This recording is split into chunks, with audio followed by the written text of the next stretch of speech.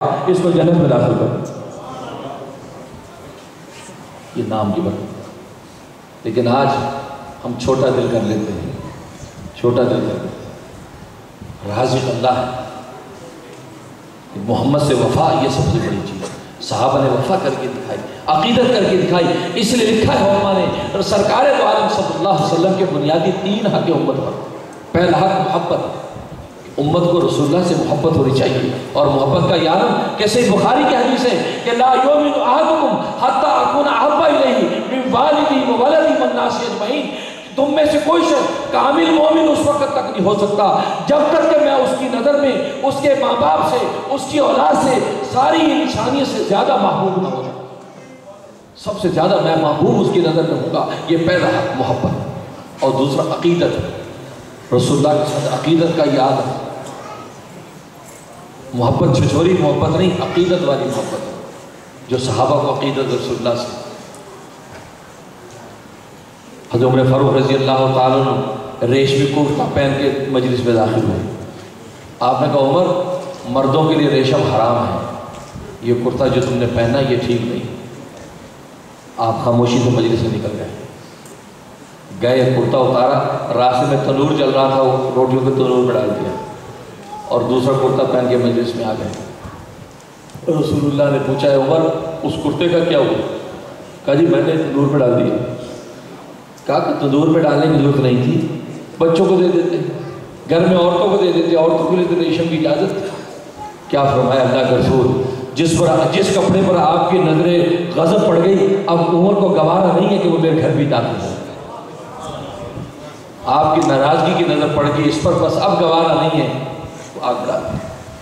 ایک صحابی آئے، لوہے کی انگوٹھی پہنی ہوئی، کہا کہ یہ کیا ہمیں پہنا؟ لوہے کا زیور۔ کہا کہ لوہے کا زیور جہنمیوں کا زیور ہے، اسے اٹھا کے پھینک۔ دوسرا شخص آیا، اس کے ہاتھ میں سونے کی انگوٹھی، کہا کہ سونے کی انگوٹھی مردوں کے لیے حرام ہے، اسے اٹھا کے پھینک۔ تو دوستوں نے کہا کہ اس کی تو لوہے کی تھی، تیری تو سونے کی انگوٹھی ہے، گھر میں دے دیتے، گھر میں دے دیتے، بچوں کے لیے کچھ چیز لیتے، بیچ کے پیسے بنا لیتے، تم نے سونے کی انگوٹھی کیوں پھینک دی؟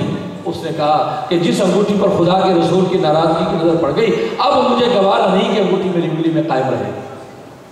یہ عقیدت کا یہ عالم تھا، اور محبت صحابہ نے کی۔ رسول اللہ کی محبت قلب میں داخل ہوتی ہے، مال کی محبت باہر نکلتی ہے۔ صحابہ نے مال لٹایا، صدیق اکبر رضی اللہ تعالیٰ عنہ نے آخری دم تک مال لٹایا، جب کچھ بھی نہیں سارا کا سارا مال دے دیا۔ پوچھ دیا ابو بکر اپنے گھر والوں کے لیے کیا چھوڑا ہے؟ فرمایا کہ اللہ اور اللہ کا رسول میرے گھر والوں کے لیے کافی ہے۔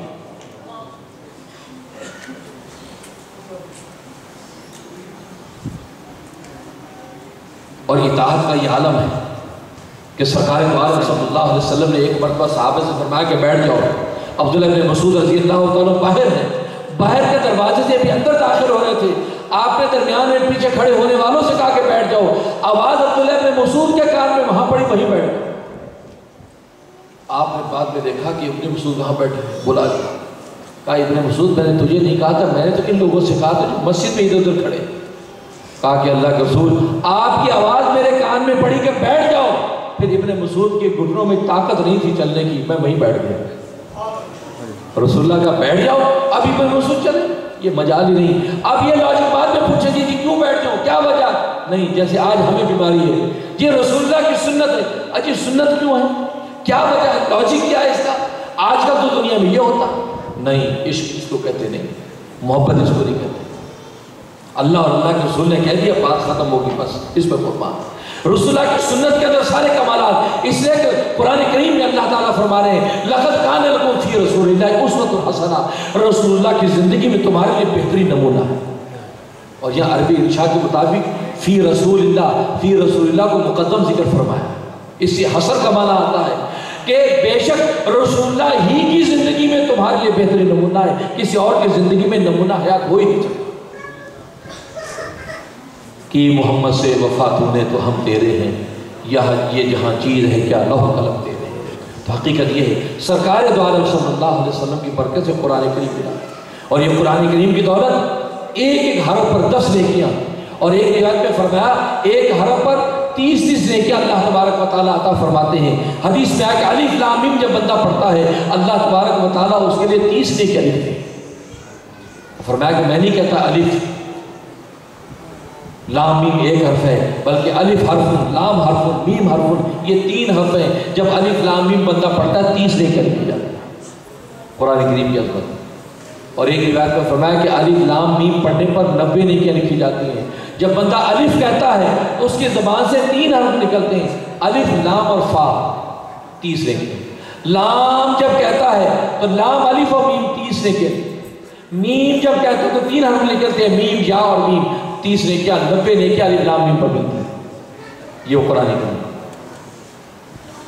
लेकिन आज हम देखते हैं कि कुरान से हमारा भी इतना ही ताल्लुक़ है कि रमज़ान मुबारक में कुरान सुन लिया, सुना लिया, बस उसके बाद कुरान की खबर नहीं। एक वो वक़्त था, मुफ्ती आज़म पाकिस्तान मुफ्ती शफी साहब लिखते हैं कि हिंदुस्तान के गाँव के अंदर एक वो वक़्त था कि गाँव पूरे के अंदर फजर के बाद कुरान की तिलावत की आवाज़ गूंजती थी। हर मुसलमान के घर में कुरान की तिलावत की आवाज़ गूंजती थी।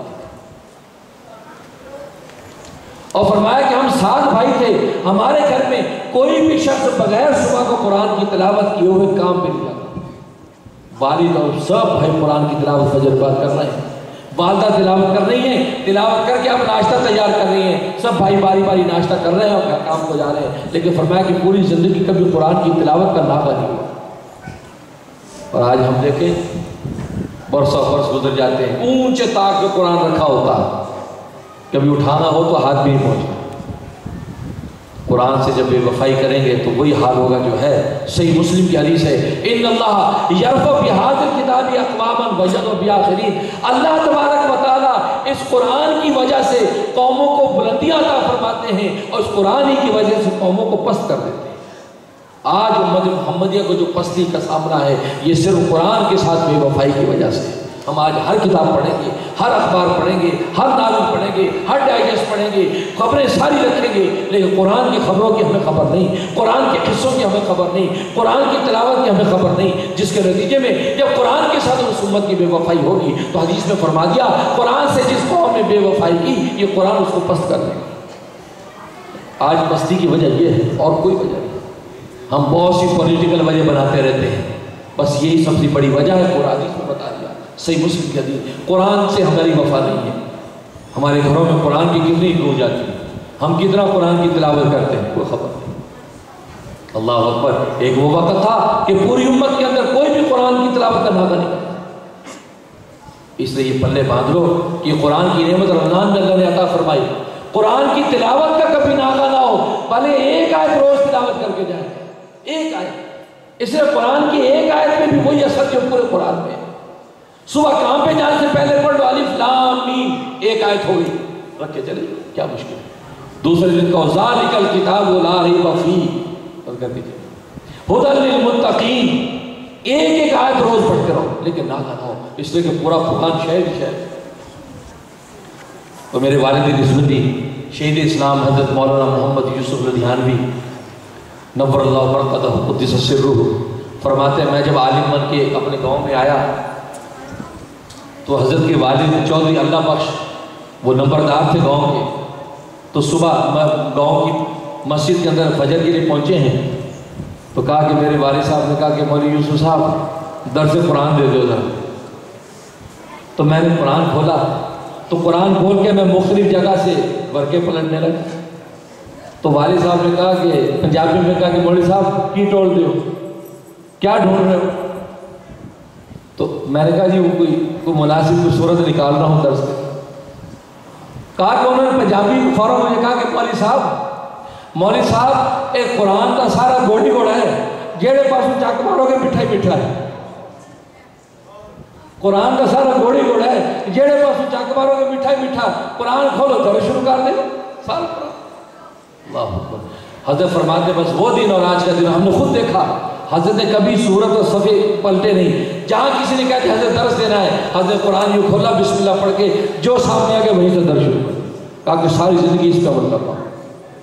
हकीकत है कुरान सारा शहद ही शहद है, शहद का एक कतरा भी मीठा है, पूरा प्याला भी मीठा है। कहीं से खोलोगे एक आयत पढ़ोगे अलिफ लाम मीम, ये भी शहद है, मीठे मीठा है, ज़्यादा नहीं, एक आयत की आदत डालो, फिर देखो ज़िंदगियों में बरकत।